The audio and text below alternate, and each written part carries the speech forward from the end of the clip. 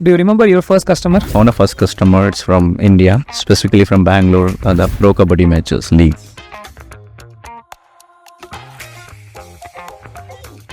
What is the one thing which you are offering differently and he ends up choosing you? What are you doing differently for that? The differentiation comes with talking business more than that IT or solutions.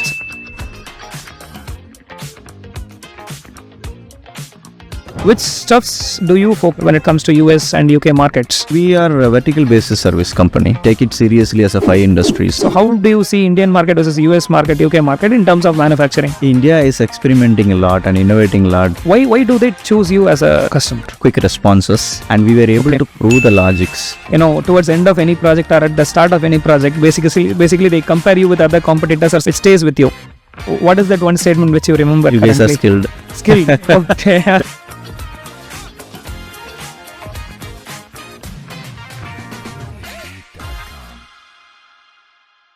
Hello, welcome to our show. Good evening. Today we have our esteemed guest, Mr. Vasanth, the co-founder and CEO of Navabrind Solutions. They're one of the IT solutions implementation company here. They have offices in India, US and the UK, and we'll dig deeper. Vasanth, would you like to introduce yourself? Thanks, Sham. Good evening. As Navabrind is an omni-channel IT company, which is specifically run based on the AI-driven technologies. So far we have 500 plus customers across the globe where we made a simplified automated solutions for half a decade. And the company has been founded in 2012 and we've been running as a regular IT shop. Then one day we found where we wanted to optimize the solution for the customer, then do a services. So from the first 5 years to the next 5 years, we evolved as a service to solution based company where the customers are expecting a smarter solution than a regular services. So we are able to achieve it, and now we are bringing an AI to make smarter solutions on top of the solutions, and we are keeping our service mentality always, and customers are a king for us, and we are doing our smart solutions on top of the customer reliabilities and trust.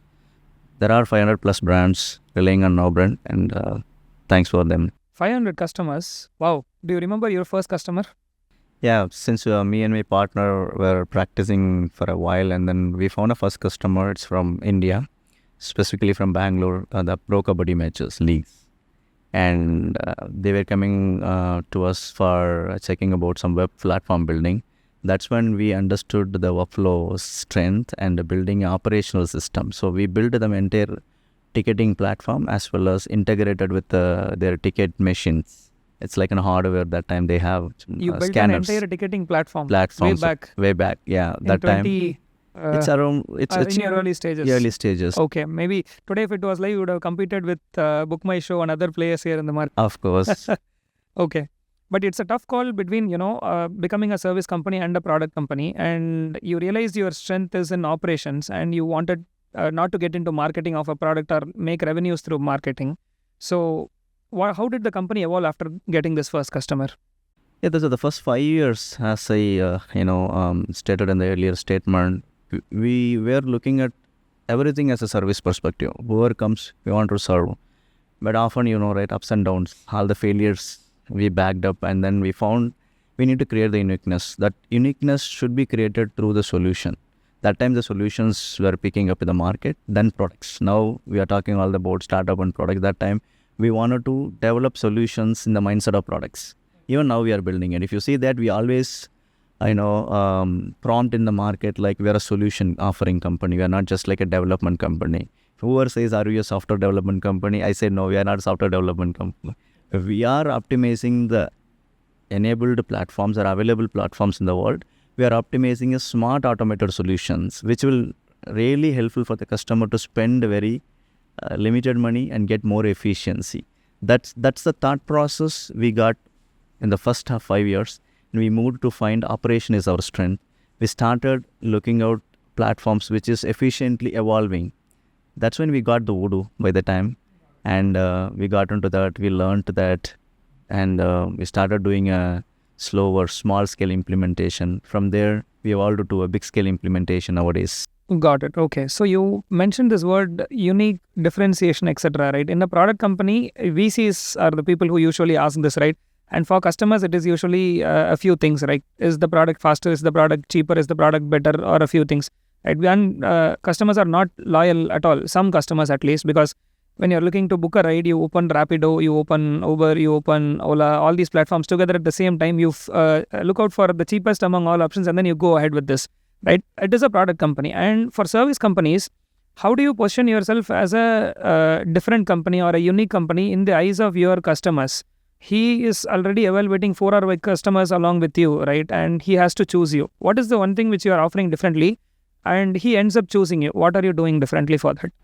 The differentiation comes with talking business more than that IT or solutions. The first of all, the differentiation, we always go to a customer place and understand what their business first and what exactly they need before entire ecosystem we are going to, offer them. So that's when the customer is maybe in that sales or marketing industry, they preferably need the marketing related solutions, right? For that, we need to understand how their workflows, how their business flows.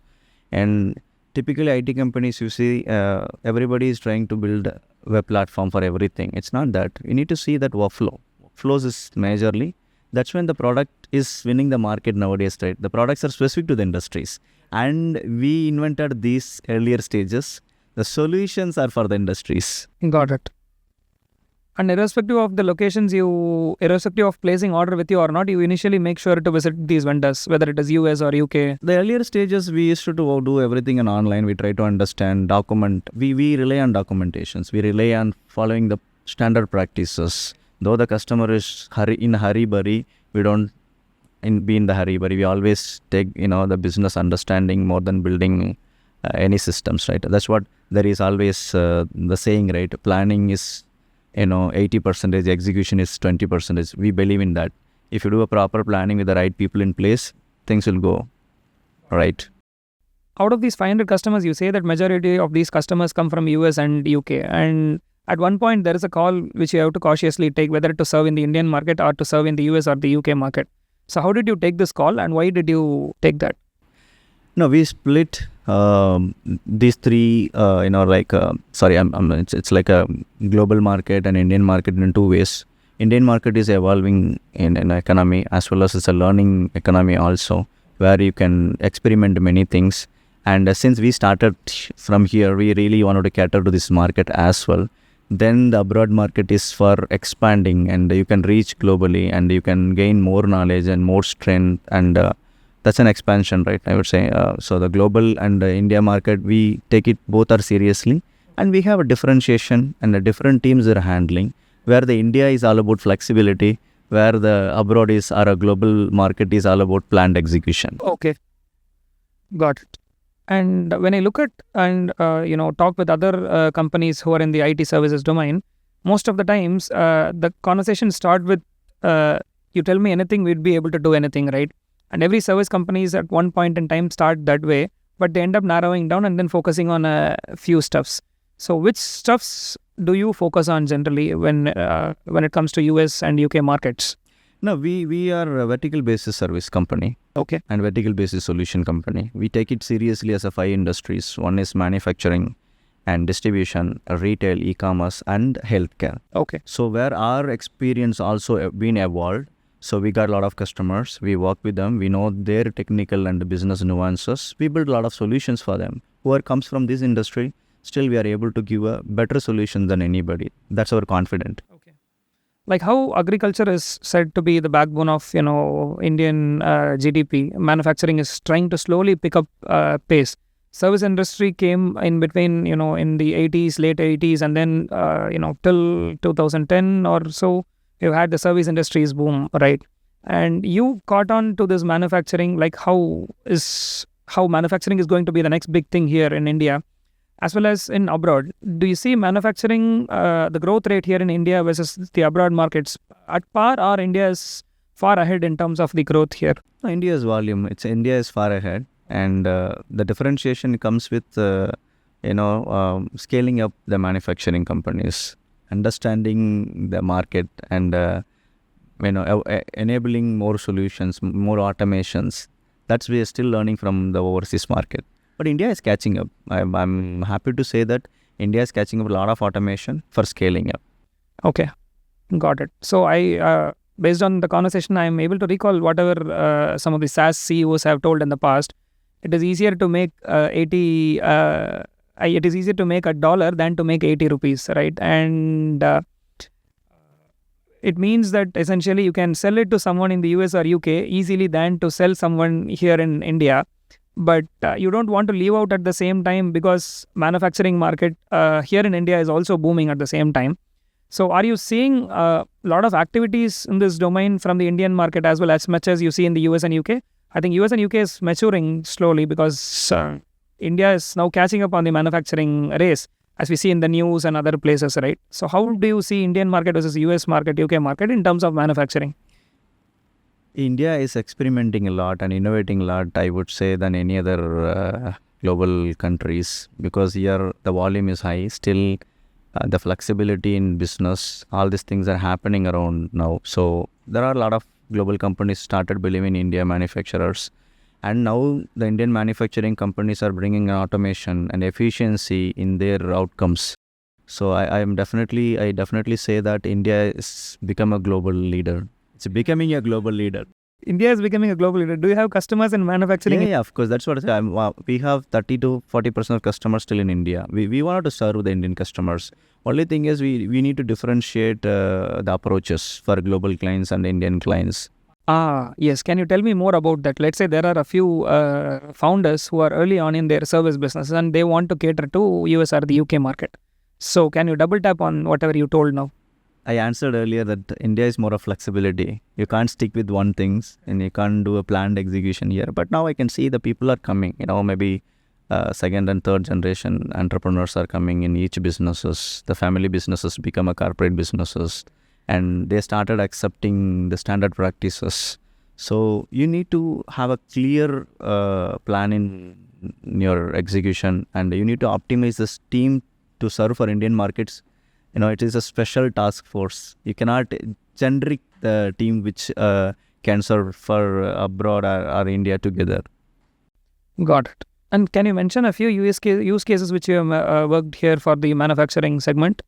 Yeah, we work for mostly, we are specialists in manufacturing execution systems. When it comes to manufacturing execution system, it's all the systems are connected with IoT as well as integration with their applications, whichever they are using, either in ERP systems or any other maintenance system. Everything is intact. So there they will see the manufacturing efficiency and the workforce efficiency intact. The previous stage is manufacturing. Now the MES is catching up the word across. There are a lot of automated companies who are... Okay, 1 minute. What is MES? Manufacturing execution system. Manufacturing all execution system. Missions, connected together, integrated together, I would say. So majorly we worked in US market for manufacturers, and they are the company $100 million, $200 million company ranges, and they're still automating everything, connecting the ERP systems with their machines. So that's how they are bringing in efficiency on the floors. Are Indians also looking at similar solutions? Yeah, now we are serving a couple of EV companies, electrical vehicle companies, where I can see those automations are happening. Whatever is happening in the US, UK market is also being picked up by the Indian markets. Very nice. You also mentioned e-commerce as one of the solutions which you work on.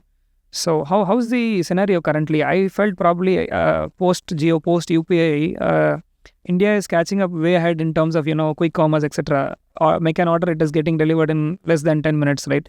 Is commerce really that quick in the US and the UK market, and are they a little slow compared to the Indian market? What do you feel? I would say India is faster than anyone. In delivery or in adaptability? Adaptability. The US is taking a testing time and then they launch everything. Okay. They are steady. Mm-hmm. Okay. And what are some of the customers where you have implemented commerce solutions? I see some big logos. In fact, I see Cadbury, I see Max Fashion. So can you name a few more companies which you work for? Global companies like Cadbury, Kimberly-Clark, and even Nestle, and Barcodes, and I would say in India, Max Fashions, and this Daimler Furniture. We have big names, and our approach is same for everyone. So we are going deeper in everywhere. That's where the e-commerce, what we are doing is really different than what others are doing, because e-commerce is people thinking that they develop the website is e-commerce. But more than that, there are a lot of things you can offer in terms of value to your customers. Whoever wants to launch the e-commerce, there are a lot of ecosystems inside the Correct. the businesses. You need to enable them to make more revenue and Inventory management, fulfillment. everything. It's not just opening a e-commerce website will not help you to survive. Mhm. You need to go behind the logics. It's evolving phase, right? Still, e-commerce is everywhere in every field. We really, wouldn't expect in that way. The e-commerce has been evolved even in insurance are sellable in e-commerce and whatever it is. So you need to understand the ecosystem of e-commerce. So we are good at subject. I really wanted to say one thing.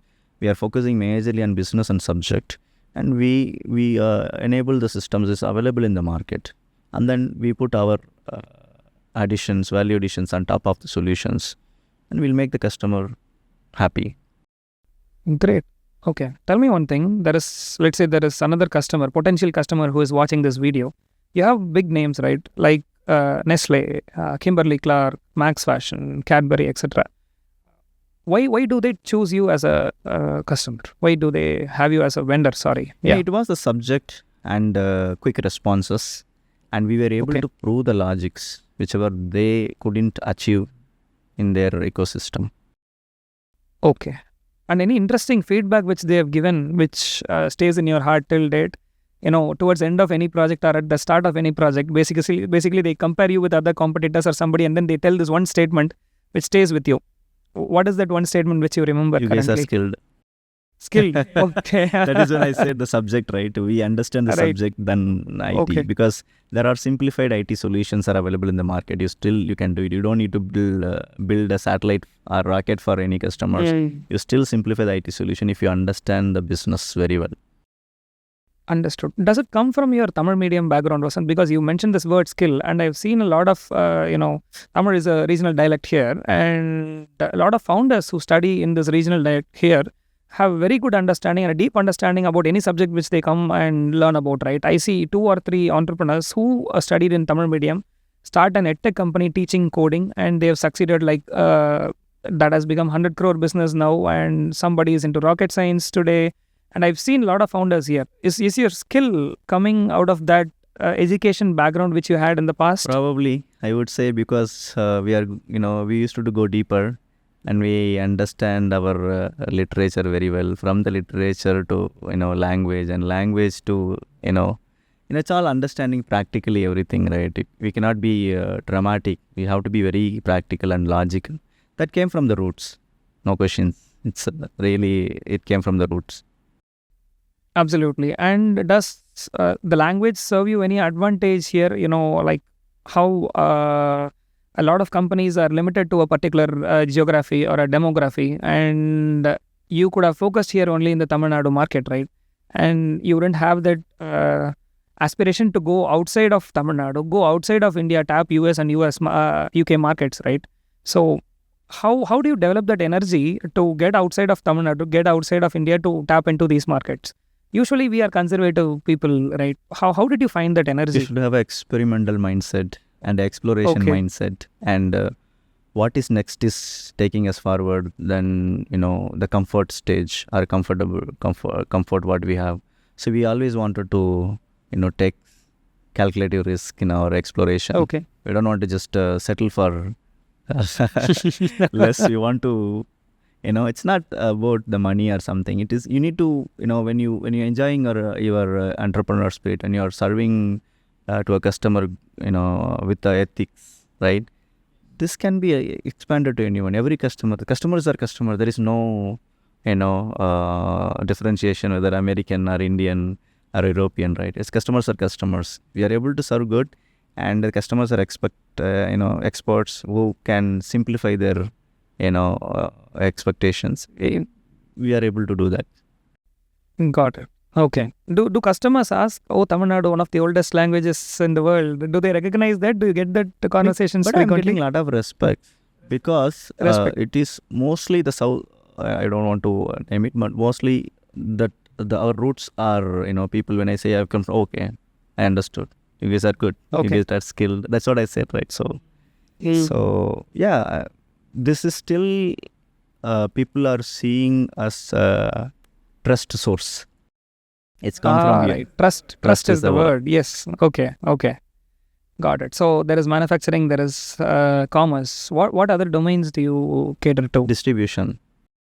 What do you mean distribution? Distribution is a B2B. Whoever is buying and selling, whoever is doing a trading, they're procuring your products from multiple sources. They have 100,000 products, 200,000 products. We help them to how to optimize the product, how to set their distribution mechanism, how to scale their sales. Everything, we have a system. We enable them and we will give them a complete consulting. Okay. And let's say this distribution is dependent on a lot of other external factors as well, right? Getting a thing from point A to B, and there are a distributor A and a sub-distributor A1, A2, A3 are there. How do you convince your customer to actually spend to managing the distribution ecosystem here, right? You will start with, say, one product and you will end up building 3 different products for 3 different stakeholders in the ecosystem. Has that happened to you? Or? Yeah, of course. Customer wanted X, but we are always, trying to understand their business. And before we are getting into the business, we will tell them what exactly they need for another 3-5 years. We don't do consulting for a year. We do all our solutions to stay with them for at least half a decade. We have ROI mechanism, so we will help. We will give them that how this investment is going to bring your return on investment. So got it. I think that long-term mindset is also what customer would like in you. Not thinking in just a billable year cycle. Instead, you think in a half a decade or a decade cycle. That's really nice. Okay. So distribution is one. You also mentioned healthcare. Is it all like different domains, and different domains need different skill set? And how did you step into healthcare? It's like one of the most regulated markets in the US and the UK. So we learned the compliance and regulations slowly. If we want to venture into any particular domain, we take a step 1 year before we are getting into that. At least we'll take 12 months to get into any domain to build any solutions. And where the fundamental of the healthcare is regulations and compliances. On top of it, you should know how the healthcare systems and the data privacy, all these things. We have a team for everything. The one team is doing for a vertical based subject understanding. They are the domain experts. Every domain, whatever the domains we serve, every domain has a subject matter expert separately, and and then deliverable people separately. And we have a team who manage the data side, data privacy, all the compliance and the regulations. So you need to, if you want to serve to that industry, you need to get to their roots, right? It's nowadays, right? Clients are very, very much educated using all the ChatGPT, Google, and everything. They are able to understand what exactly works for their business. We need to stay one step ahead. Otherwise, we can't manage them to give a solution. Got. And in addition to healthcare, recently I saw it in the news that you were onboarded as one of the partners for Odoo, and you, congratulations, first of all, you transitioned from a silver partner to a gold partner. What does that mean here in the Indian landscape? Thanks. No, those gold partnership comes with a longevity and successful clientele and the retention of the clients mostly. So that gives a value proposition to become a gold partner. And in India, you can see only 10 gold partners. 10 gold partners only in 10. Odoo. And I see Odoo everywhere. I thought probably some 300, 400 gold partners. Now, there are 300 partners out there. Out of that, only 10 are gold partners. How did you crack it? It's going deeper and understanding the customers again, and teach them how they can evolve these platforms and stay with them until they succeeded. We are not a company just implemented and then go out of the ship. We usually stay with them for a year, more than a year. Okay. So the relationship, it's like a family for the customer and us as a family. Okay. We used to take the journey together. And we, when you started traveling with them for long, we are able to introduce new solutions where their business will scale up. Of course, the customers are seeing, if I go to, IT company, they'll sell anything. But it's not that. Once you started traveling with them, and they'll also enjoy the journey with us. Right. Okay, personally, what does this transition mean to you from silver to becoming gold partner in terms of your organizational growth? Yes, it is a proud moment because we are also partners in US and UK. This gold partnership we enable in US and UK market. Now we are, our team is enabling with all these credibilities, and customers are able to recognize us This logo gives us more enablement into Okay, to tap new into new markets. markets. Understood. Okay, what's next here for Navabrind? AI.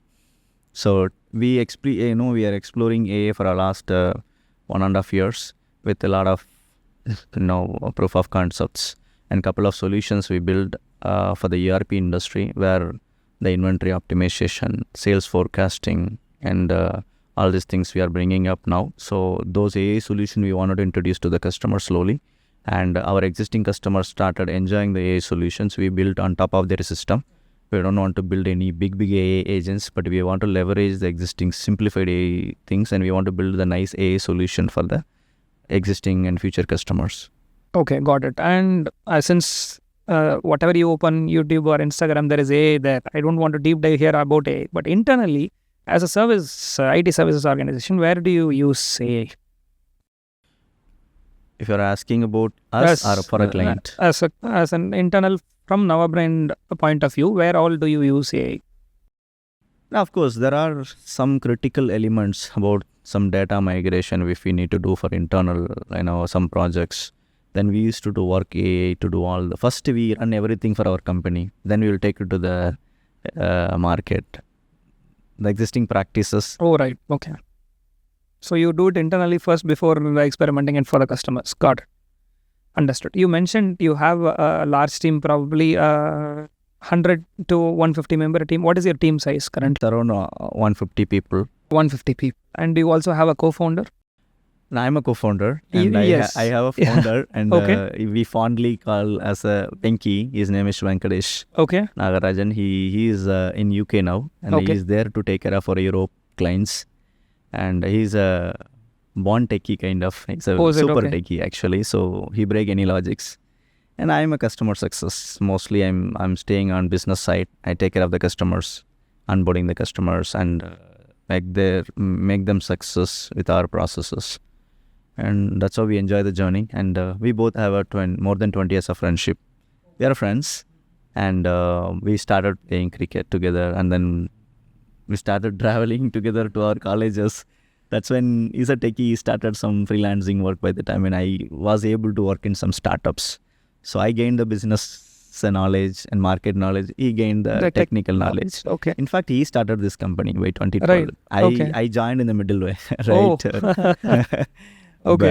But, it was a good, it's a good journey what we are seeing, and still we are working, and we don't get bored of this. We are enjoying the journey like how you are enjoying your college days, right? Absolutely. It's if you are going for a trip, something, this is how we enjoy. We have all the challenges in day to day, but still it is an enjoyable journey for us.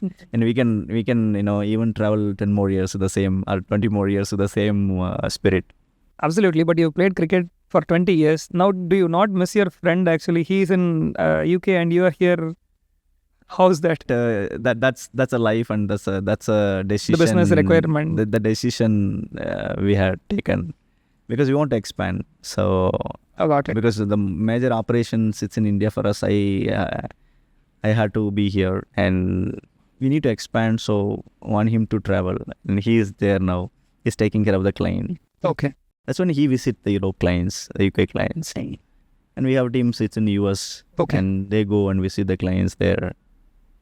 Got it. So this 150 member team is equally split across multiple regions here in India, US, UK. Yeah, majorly 90% of the team sits in India. 10% I can say in UK and US. Okay. And as a giving back to what the community is, you have started an office in Kumbakonam as well, from where you hail, your hometown, right? So how do you operate there? Does the team, operates in itself there? Do you visit it frequently? And how does that work? We automated everything. That's a good thing, right? Now I can see the people, current people who are coming out from the colleges, and they're very, spirit, and they are very energetic, I would say, more than anything. And we have a protocols and standard practices in onboarding a people and evolving them on training, and then bringing them to the project. We don't usually put the people immediately to the project. We have a proper plan in place. People who join in our organization, if they wanted to be in a project, at least they will take 5 to 6 months to be onboarded in the project. So this standard practices we built inside the organization help us to manage every location virtually. Okay. Of course, since it's my native place, I visit frequently also. Got it. Sure. So great team, great co-founder, and great set of clientele as well. What does the future hold for Navabrind? We are a stable mode now. How we are scaling up also. We really wanted to cater to a global market. We want to do consistently with some innovation in place. Now the AI is in place. The next 10 years is all about AI, right? The next goal is to bringing in AI. What we are doing now, the same we wanted to do consistently, offering a good solution and smart solutions to our customer, take care of the customer and enjoy our business journey. Okay. We really wanted to contribute the business success more than just building a systems. So we are not in hurry. We want to scale up, but we want to scale up in the right phase. Got it. Sure. So to some of the senior folks who is watching this episode, you're looking for some connections probably here in India or there in the US or in the UK market. What are some of the things that you would like to request the viewers to share some suggestions or some solutions to your problem statements? So if that would be the case, would you like to mention one or two things where you're looking to expand or some solutions in a particular market? What would that be? Now we are looking for more connections in terms of market expansion. So we build the solutions, we build the people, and right team is ready for scalability. If you get the right connections and who will enjoy the journey with us, we are open to expand in any markets with the right partnerships. So thank you, Vasanth. We have come towards the end of this interview. We want to wrap this up with a lightning round questionnaire. So you have to answer it in a sentence in less than 5 seconds. So that is the catch here. So what is the best life decision you have ever taken? Become a businessman. Becoming an entrepreneur. Great. Okay. What is the best piece of advice you have received? Yeah, the best life advice I have received. The world will not run away from you. You have to stay patient and still build what you want to build and enjoy the journey. Okay. Slow and steady. Yes. Okay. What is the best book you have ever read? It's a recent one. I think many of the people are reading. I've seen the comments also in the internet. Ikigai. Ikigai. Wow, that is the book which is here on the top. Wow, nice. Okay. So, on to the next question. What is the best movie you've ever seen? I've seen many movies. One movie it's not attracting me is a Fast and Furious. Okay, nice. Slow and steady on the other side. Now it is fast and... That's different. Okay. What hobbies do you have? I play cricket and watch movies and read books. Right. And on top of it, business. Business has become your hobby now. Nice. I think life of an entrepreneur, we should say. So, Vasanth, thank you for spending this evening with us. We had interesting and a lot of insights about manufacturing, commerce, healthcare, etc. And we wish you luck to expand into the US and the UK markets and to establish a strong foothold in the Indian market as well. Thank you. Thank you. We have something for you. Oh. So a small token of gratitude from our side.